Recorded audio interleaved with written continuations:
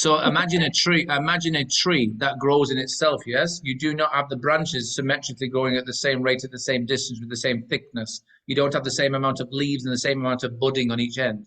They grew depending on their environment.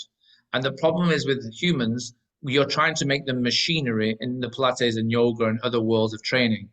We are not symmetrical and we don't receive pressure equally on each side. We are a rotational structure.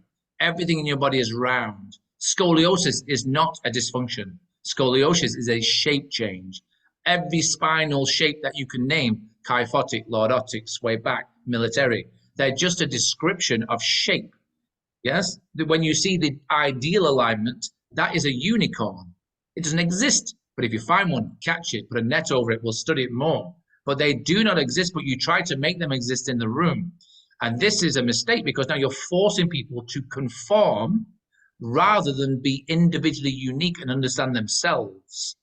And what we have to do is understand where the extra strains and stresses are, and we guide them and help teach them how to manage their shape when we invite force and compression and motion. And yes, and too often, we forget that position is key, that sequencing is vital, and you invite intensity to test your skill and ability to do things instinctively.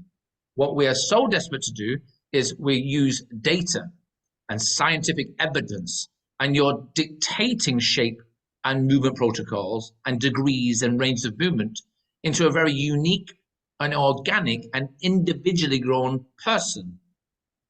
No two people move the same on the planet. We move similarly. No two tissues are built the same inside. They're same but different. And we have to honor that by how we see and interpret people. And you can get people to do the most incredible movements, but not everybody will move the same way, and nor should they. Which is why we don't use imprint, neutral, stabilize, engage, squeeze.